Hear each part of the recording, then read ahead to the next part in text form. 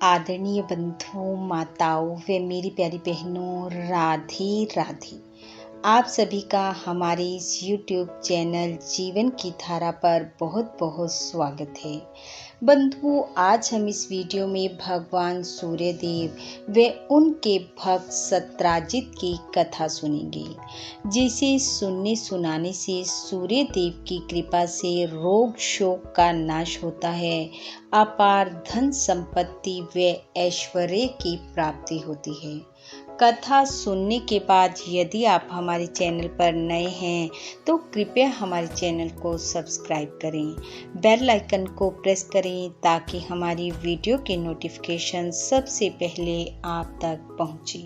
Video को share व like भी जरूर करें।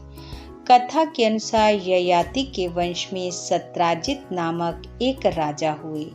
राजा के पास बहुत ही धन संपन्नता व ऐश्वर्य था। एक समय राजा सत्राजित और उसकी रानी विमलवती के मन में यह विचार उत्पन्न हुआ कि हमें यह सब किस कर्म के कारण प्राप्त हुआ है और इस जन्म में हम ऐसा कौन सा कर्म करें जिससे कि यह धन ऐश्वर्य हमें जन्मों जन्मों तक मिलता रहे। राजा ने इन प्रश्नों का उत्तर जानने के लिए बड़े बड़े पुरोहितों को बुलाया, उनका बहुत आदर मान किया और कहा, हे महामुनियों, आप त्रिकालज्ञ हैं, भूत भविष्य वर्तमान सबको जानने वाले हैं। मैं यह जानना चाहता हूँ कि मुझे यह धन संपत्ति अपनी किस कर्म के कारण प्राप्त हुई है और मैं ऐसा क्या करूँ जो यह आगे भी बनी रहे। राजा के इस प्रकार पूछने पर उन ब्राह्मणों ने सूर्य देव के परम भक्त परावसु से प्रार्थना की कि आप ही इनके संदेह को निवृत्त करें। तब परावसु बोले, हे महाराज, आप पूर्व जन्म में बड़े निर्दयी, हिंसक और कठोर हृदय के शूद्र थे, कुष्ठ रोग से पीड़ित थे। सुंदर नेत्रों वाली ये महारानी उस समय भी आपकी पत्नी थी। ये ऐसी पतिव्रता थी कि आपके द्वारा पीड़ित होने पर भी आपकी सेवा में निरंतर लगी रहती थी, परंतु आपकी अतिशय क्रूरता के कारण आपके बंधु बांधव आपसे अलग हो गए और आपने भी अपने पूर्वजों द्वारा संचित धन को नष्ट कर डाला। फिर आपने कृषि कार्य प्रारंभ किया, किंतु देव इच्छा से वह भी व्यर्थ हो गया।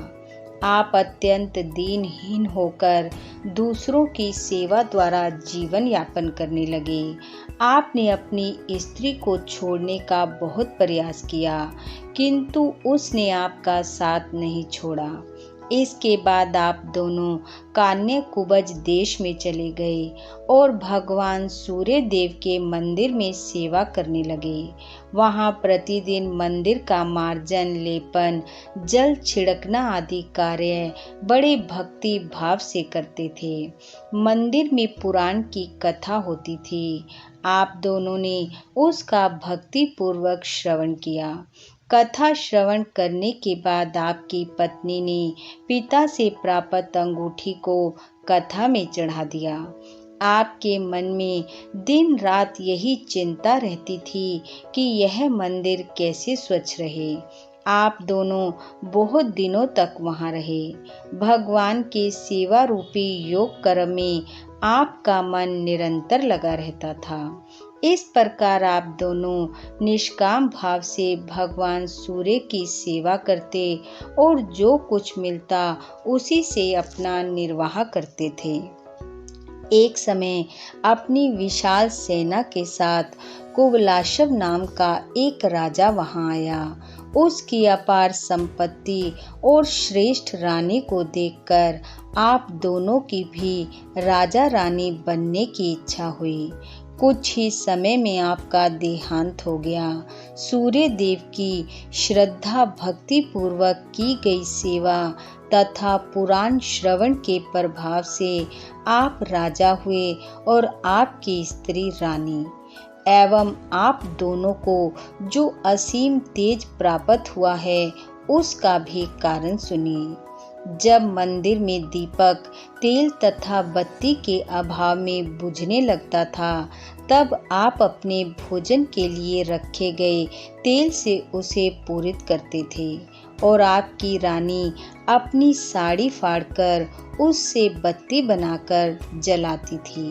परावसु कहने लगे, हे राजन, यदि अन्य जन्म में भी आपको ऐश्वर्य की इच्छा है तो भगवान सूर्य की श्रद्धा पूर्वक आराधना करें। गंध, पुष्प, धूप, दीप, नैवेद्य आदि जो आपको प्रिय हों वही भगवान सूर्य को अर्पण करें। उनके मंदिर में मार्जन, उपलेपन आदि कार्य करें, जिससे मंदिर स्वच्छ और निर्मल रहे। भगवान सूर्य की प्रसन्नता के लिए वेद पाठ कराएं। सदा निष्काम भाव से तन्मय होकर उनकी सेवा में लगे रहें।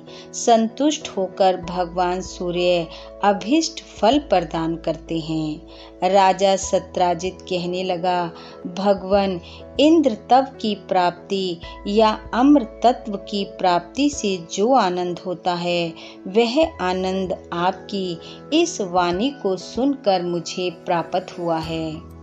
मैं दिन रात इस संपत्ति के विनाश की संभावना से बहुत ही व्याकुल रहता था। आपने संपत्ति प्राप्ति के लिए मूल तत्व का आज उपदेश दिया है, जिससे यह सिद्ध हो गया है कि मुझे यह सारी संपत्ति पूर्व जन्म में की गई सूर्य देव की आराधना से प्राप्त हुई है और भगवान सूर्य देव की आराधना से ही यह आगे भी जन्मों जन्मों तक स्थिर रहेगी। महामुनि परावसु के मुख से यह कथा सुनकर राजा सत्राजित और उसकी रानी विमलवती बहुत प्रसन्न हुए। उन्होंने पृथ्वी पर जहाँ जहाँ भगवान सूर्य देव के मंदिर थे उन सब में मार्जन और उपलेपन करवाया। सब मंदिरों में कथा कहने के लिए पुरोहित नियुक्त किए और बहुत सी दक्षिणा देकर उन्हें संतुष्ट किया। वे विविध उपचारों से भक्ति पूर्वक नित्य सूर्य देव की पूजा उपासना करने लगे और अंत में उन दोनों ने सूर्य देव की प्रीति प्राप्त कर उत्तम गति प्राप्त की। बोलो सूर्य देव भगवान की जय। बंधु, भगवान सूर्य देव की कृपा आप व आपके परिवार पर सदैव बनी रहे। आपका घर आंगन खुशियों से महकता रहे। इन्हीं शुभकामनाओं के साथ आप सबका बहुत बहुत धन्यवाद। राधे राधे।